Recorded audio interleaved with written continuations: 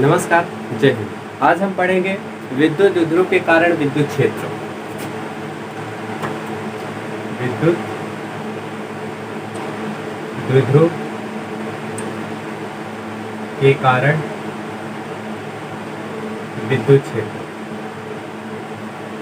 किसी विद्युत द्विध्रुव के द्वारा उत्पन्न विद्युत क्षेत्र को हम विद्युत द्विध्रुव का क्षेत्र कहते हैं। ध्यान रहे, नोट कर लीजिए कि विद्युत द्विध्रुव का कुल आवेश शून्य होता है। क्यों शून्य होता है? क्योंकि जितना आवेश प्लस होता है उतना ही माइनस होता है, तो दोनों आपस में मिलकर बैलेंस कर लेते हैं। अर्थात जो विद्युत द्विध्रुव का कुल आवेश होता है वह शून्य होता है, लेकिन विद्युत क्षेत्र शून्य नहीं होता। तो विद्युत द्विध्रुव के द्वारा उत्पन्न क्षेत्र को हम विद्युत द्विध्रुव का विद्युत क्षेत्र कहते हैं। ठीक, अब ये दो प्रकार का होता है। एक होता है अक्षीय स्थिति। पहला है क्या? अक्षीय स्थिति। अक्षीय स्थिति अक्षीय स्थिति में विद्युत क्षेत्र की तीव्रता ज्ञात करने के लिए मान लेते हैं हम दो आवेश लेते हैं। ये दो आवेश हो गए, एक यहाँ पर A हो गया, पॉइंट B हो गया, यहाँ पर प्लस Q आवेश मान लेते हैं, यहाँ पर माइनस Q आवेश। इन दोनों के बीच की दूरी हमने कल बताई थी कि दो आवेशों के बीच की दूरी 2a या 2l ले सकते हैं। ठीक है, अब ये मान लीजिए मध्य बिंदु O है, यहाँ से R दूरी पर एक बिंदु P है। ये बिंदु P है जहाँ पर हमें विद्युत क्षेत्र की तीव्रता ज्ञात करनी है। तो यहाँ से यहाँ तक की दूरी कितनी होगी? A होगी, और यहाँ से यहाँ तक की दूरी भी कितनी होगी? A होगी। देखिए, अक्ष क्या होता है पहले समझे। दो बिंदु आवेशों को मिलाने वाली रेखा विद्युत द्विध्रुव की अक्ष कहलाती है। दो आवेशों को मिलाने वाली रेखा या दो बिंदु आवेशों को मिलाने वाली रेखा विद्युत द्विध्रुव की अक्ष कहलाती है। ठीक है, तो देखिए अक्षीय स्थिति क्या कहते हैं? वह जब किसी बिंदु पर विद्युत क्षेत्र की तीव्रता ज्ञात करनी हो, वह बढ़ाए गए विद्युत द्विध्रुव के अक्ष पर स्थित हो, तो उसे हम अक्षीय स्थिति कहते हैं। देखिए यहाँ से यहाँ तक ये अक्ष कहलाया, इसको हम आगे बढ़ा दिए तो बढ़ाए गए अक्ष पर स्थित है ना, यहीं पर बिंदु P स्थित है जहाँ पर हमें विद्युत क्षेत्र की तीव्रता ज्ञात करनी है। अब मान लेते हैं कि प्लस A में मतलब प्लस Q आवेश के द्वारा उत्पन्न विद्युत क्षेत्र E1 और माइनस Q आवेश के द्वारा उत्पन्न विद्युत क्षेत्र E2 है। अब परिणामी विद्युत क्षेत्र यदि E हो तो E1 माइनस E2 हो जाएगा। ठीक है, तो देखें जब कोई बिंदु जहाँ पर विद्युत क्षेत्र की तीव्रता ज्ञात करनी होती है वह बढ़ाए गए विद्युत द्विध्रुव के अक्ष पर स्थित हो, तो इस स्थिति को हम अक्षीय स्थिति कहते हैं। अब देखिए लिखना क्या है। माना AB एक विद्युत द्विध्रुव है, माना AB एक विद्युत द्विध्रुव है। AB की दूरी लंबाई यानी कितनी है? 2a है। AB के मध्य बिंदु O से R दूरी पर एक बिंदु P है जहां पर हमें विद्युत क्षेत्र की तीव्रता ज्ञात करनी है। अब ऐसा मान लिया जाए कि प्लस Q आवेश के द्वारा उत्पन्न विद्युत क्षेत्र E1 तथा माइनस Q आवेश के द्वारा उत्पन्न विद्युत क्षेत्र E2 है। तो देखिए A पर स्थित प्लस Q आवेश के द्वारा उत्पन्न विद्युत क्षेत्र E1 इक्वल टू गुलाम के नियम से चले 4πε0 आवेश क्या है? Q। यहाँ से यहाँ तक की दूरी कितनी है? AP का स्क्वायर। अब थोड़ी सी यहाँ पास ध्यान दीजिए। O से P की लंबाई हमें पता है R, O से A की लंबाई भी हमें पता कितनी है? A है। अब हमें चाहिए A से P की लंबाई, तो A से P की लंबाई ज्ञात करने के लिए हम OP में यदि OA घटा दे तो AP की लंबाई आ जाएगी। तो हम ऐसा कर सकते हैं, OP की लंबाई कितनी है? R है। OA की लंबाई कितनी है? OA की लंबाई A है। तो बराबर कितना हो जाएगा? इसको हटाइए ना, तो हो जाएगा AP। Clear? AP equal to कितना है? R माइनस A, यानी E1 equal to 1/4πε0 Q upon AP square की जगह हम लिखेंगे R माइनस A का होल स्क्वायर। इसको यहीं पर छोड़ देते हैं। ठीक, ये तो हो गया प्लस Q के द्वारा। अब निकालते हैं माइनस Q, यानी B पर स्थित माइनस Q आवेश के द्वारा उत्पन्न विद्युत क्षेत्र की तीव्रता। तो देखें E2 हो जाएगा, E2 इक्वल टू 1/4πε0 Q अपान यहाँ से BP का स्क्वायर। अब थोड़ी सी यहाँ ध्यान दें, OA की दूरी कितनी है, OP की दूरी कितनी है R, OB की दूरी कितनी है A। अब हमें चाहिए टोटल दूरी, तो कह सकते हैं कि OP plus OB is equal to क्या लिख सकते हैं, BP लिख सकते हैं। यानी R प्लस A बराबर क्या हो जाएगा, BP। तो BP की जगह हम क्या लिख सकते हैं, E2 is equal to 1/4πε0 Q upon BP की वैल्यू कितनी हो जाएगी, R प्लस A स्क्वायर लगा तो स्क्वायर लगा देते हैं, ठीक है। अब यहाँ पर देखिए, यदि परिणामी तीव्रता क्या निकाल लें, यदि परिणामी तीव्रता E हो तब E1 is equal to E1 minus E2 हो जाएगा। अब यहाँ से ध्यान दीजिए, तो E is equal to E1 की वैल्यू हम क्या निकालें, 1/4πε0 Q upon R minus A का होल स्क्वायर। E2 की वैल्यू हम क्या निकालें यहाँ से, 1/4πε0 Q upon R plus A का होल स्क्वायर। अब यहाँ से अपन को कैलकुलेट करना है, तो देखिए कैसे करेंगे। E is equal to 1/4πε0 Q upon ऐसा कर लेते हैं, यहाँ से जो कॉमन है, Q कॉमन दिख रहा है, Q बाहर ले लेते हैं, 4πε0 कॉमन शब्द में दिख रहा है ε0, तो यहाँ बचा क्या, 1/r माइनस A का होल स्क्वायर बचा और माइनस 1/r प्लस A का होल स्क्वायर बचा।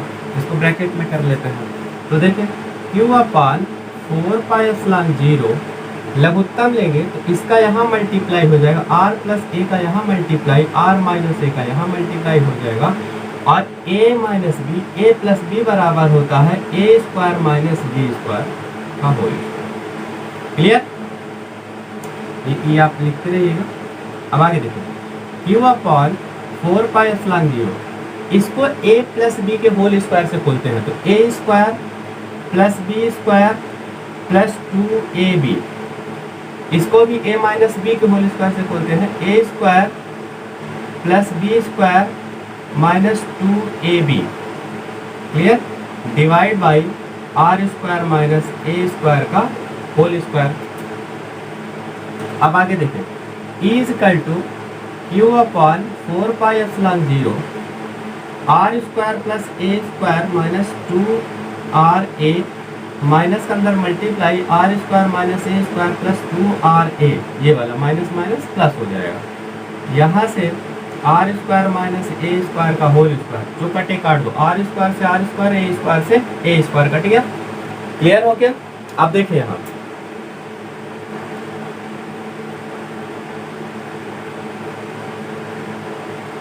यहाँ पास देखें, तो E is equal to Q upon 4πε0 बचा क्या हमारे पास, देखिए 4RA बचा, 4RA divide by R square minus A square का होल स्क्वायर। यहाँ से अपन को थोड़ी सी ध्यान देना है।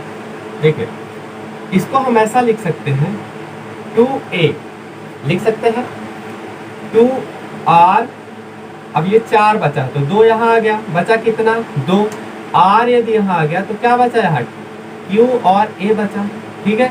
ये 4πε0 और यहाँ क्या हो जाएगा R square minus A square का होल स्क्वायर। क्लियर हो गया, आप समझिएगा। अब चूंकि यहाँ पास देखें, चूंकि 2QA बराबर होता है रो, होता है, तो E is equal to 1/4πε0 2R, और इस पूरे की जगह क्या हो जाएगा, रो हो जाएगा, upon R square minus A square का होल स्क्वायर। अब यहाँ और एक चीज ध्यान देना है, चूंकि R square is greater than A, तो A को छोड़ने पर, चूंकि हमने पढ़ा है कि विद्युत ध्रुव के दो आवेशों के बीच की दूरी बहुत कम होती है, तो नगण्य होने के कारण A को छोड़ देंगे, तो E इज इक्वल टू हो जाएगा 1/4πε0 2 रो आर और ये आर स्क्वायर और ये भी स्क्वायर, तो आर का पावर 2 दूनी कितना हो जाएगा 4। एक आर से कटा तो ये क्यू बचा, तो E is equal to 1/4πε0 2 rho upon r cube. यही अक्षीय स्थिति में विद्युत क्षेत्र की तीव्रता का व्यंजक है। यही अक्षीय स्थिति में विद्युत क्षेत्र की तीव्रता का व्यंजक है। ठीक है, समझ आ गया होगा। पहले हम क्या निकालेंगे, पहले हम परिभाषा लिखेंगे कि अक्षीय स्थिति किसे कहते हैं। तो वह बिंदु जहाँ पर विद्युत क्षेत्र की तीव्रता ज्ञात करनी होती है, वह बढ़ाए गए विद्युत ध्रुव की अक्ष पर स्थित हो, तो इस स्थिति को हम अक्षीय स्थिति कहते हैं। इसके बाद ए बी दो विद्युत ध्रुव लेते हैं, कोई प्लस चार्ज है कोई माइनस चार्ज। एक अक्ष पर कोई बिंदु पी लेते हैं जहाँ पर विद्युत क्षेत्र की तीव्रता ज्ञात करनी होती है। E1 निकाल लेते हैं, E2 निकाल लेते हैं। E1 में E2 को माइनस कर देंगे, परिणामी तीव्रता कैलकुलेट करने के बाद तुम्हें आ जाएगा। अब देखें, हम बात करेंगे निरक्षीय स्थिति। निरक्षीय स्थिति क्या होती है पहले समझे। वह बिंदु जहां पर विद्युत क्षेत्र की तीव्रता ज्ञात करनी है, वह विद्युत ध्रुव के अक्ष के लंबवत स्थिति को, इस स्थिति को हम निरक्षीय स्थिति या लंबवत स्थिति कहते हैं। देखें, ये अक्ष हो गया, अक्ष के इधर जाएंगे तो लंबवत, ऊपर जाएंगे तो लंबवत। तो वह बिंदु जहां पर विद्युत क्षेत्र की तीव्रता ज्ञात करनी हो, वह विद्युत ध्रुव के अक्ष के लंबवत स्थित हो, तो इस स्थिति को हम निरक्षीय स्थिति कहते हैं। तो देखिए, ए और बी एक विद्युत ध्रुव है। ए पर प्लस क्यू आवेश, बी पर माइनस क्यू आवेश। इन दोनों की जो बीच की दूरी है, यानी ए से बी के बीच की दूरी वो 2a है, तो यहाँ से आधी दूरी a कहलाएगी, यहाँ से इसकी आधी दूरी a कहलाएगी। अब अक्ष के लंबवत ऊपर की ओर O से P एक बिंदु है और जिसकी दूरी स्मॉल r है, ठीक है, O से P की ओर, और P पर हमें विद्युत क्षेत्र की तीव्रता ज्ञात करनी है। अब परिणामी तीव्रता E हो जाएगी। देखें, प्लस क्यू आवेश के द्वारा उत्पन्न विद्युत क्षेत्र और परिणामी विद्युत क्षेत्र के बीच कोण थीटा है। इसी प्रकार माइनस क्यू आवेश के द्वारा उत्पन्न विद्युत क्षेत्र और परिणामी विद्युत क्षेत्र की तीव्रता के बीच कोण जो है वो थीटा है। ठीक है, आपको लिखना क्या है, पहले डेफिनेशन कि वह बिंदु जहां पर विद्युत क्षेत्र की तीव्रता ज्ञात करनी होती है, वह विद्युत ध्रुव के अक्ष के लंबवत स्थित होती है, तो इस स्थिति को हम निरक्षीय स्थिति कहते हैं। माना ए बी एक विद्युत ध्रुव है, ए पर प्लस क्यू आवेश, बी पर माइनस क्यू आवेश है। ओबी के मध्य बिंदु से अक्ष के लंबवत आर दूरी पर एक बिंदु पी है, जहां पर विद्युत क्षेत्र की तीव्रता ज्ञात करनी है। परिणामी तीव्रता ई और प्लस के द्वारा उत्पन्न तीव्रता के बीच कोण थीटा, परिणामी तीव्रता तथा माइनस क्यू आवेश के द्वारा उत्पन्न विद्युत क्षेत्र की तीव्रता के बीच कोण थीटा बनता है। अब देखें, प्लस क्यू आवेश के द्वारा, प्लस क्यू आवेश के द्वारा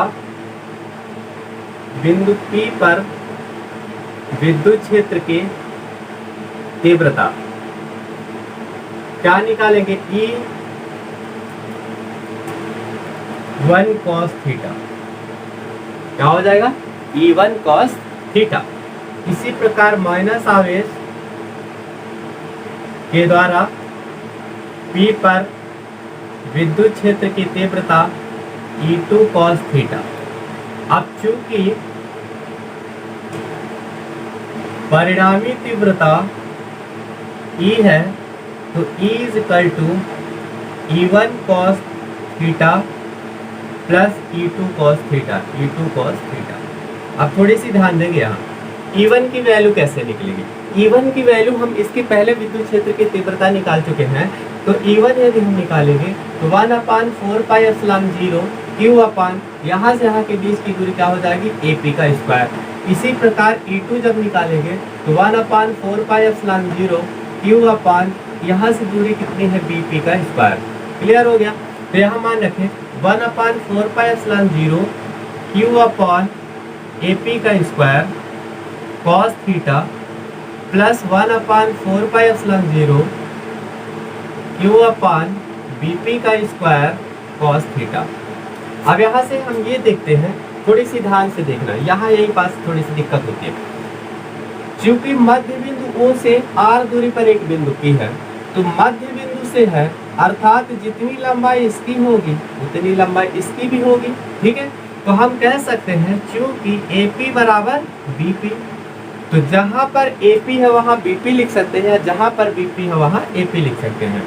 तो is equal to 1/4πε0 Q upon AP square plus cos theta plus 1/4πε0 Q upon AP, चूंकि BP की जगह क्या लिख सकते हैं, AP लिख सकते हैं, cos थीटा। अब यहाँ से पहले हम ये देखें, अगर जोड़ दिया जाए दोनों कैसे हैं, समान दिख रहे हैं, ये भी समान है और ये भी समान है, तो हम कह सकते हैं इज इक्वल टू 1 1 2 हो जाएगा, 2 1/4πε0 Q अपॉन AP का स्क्वायर cos थीटा। जुड़ गया। अब चलिए, अब दो काम करना है, AP का मान निकालना है और cos थीटा का मान निकालना है। तो ये कैसा कोण बन रहा है, हमारा समकोण त्रिभुज बन रहा है। ठीक है, तो देखें त्रिभुज OPA या OAP में पाइथागोरस प्रमेय लगाइए, पाइथागोरस प्रमेय से। तो देखें पाइथागोरस जब प्रमेय अप्लाई करेंगे तो हम जानते हैं कि कर्ण का वर्ग बराबर होता है AP का वर्ग बराबर OP का वर्ग प्लस OA का वर्ग।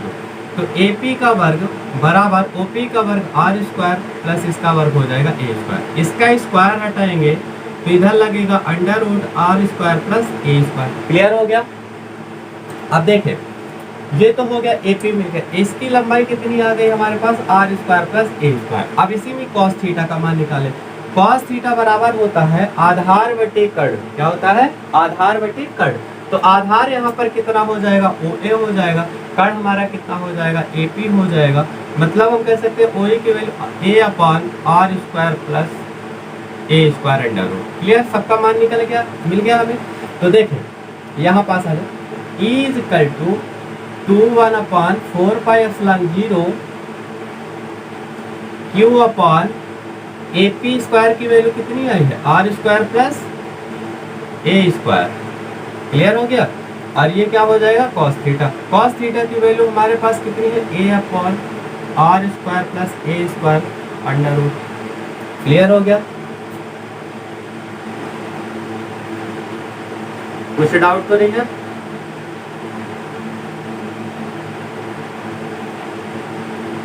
चलिए आगे देखते हैं।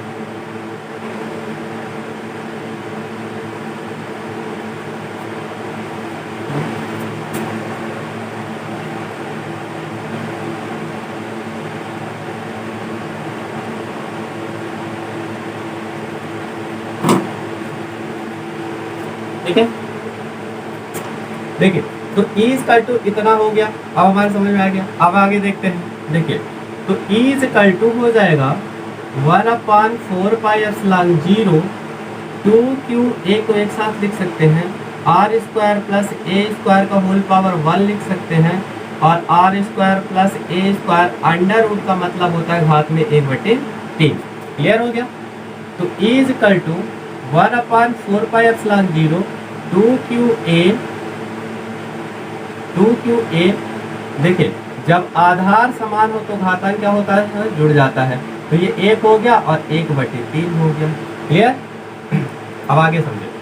तो is equal to 1/4πε0 2QA upon ये क्या हो जाएगा, r square plus a square.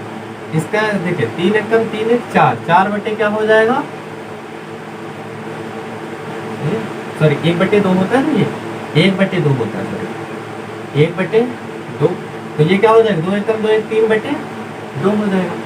आप देखें दो चीज यहाँ पर ध्यान रखना है, 2QA बराबर होता है रो और r is greater than a। तो a को छोड़ने पर, a को आप छोड़ने, तो इज इक्वल टू हो जाएगा 1/4πε0 2QA की जगह हम लिख सकते हैं रो और इसकी जगह लिख सकते हैं r स्क्वायर। a को छोड़ देंगे कि पावर 3/2, तो 2 से 2 कैंसिल आउट हो जाएगा। तो is equal to 1/4πε0 rho upon r cube. ये निरक्षीय स्थिति में विद्युत क्षेत्र की तीव्रता के लिए व्यंजक है। यहाँ ध्यान दीजिए, निरक्षीय स्थिति में विद्युत क्षेत्र की तीव्रता का व्यंजक, जब कोई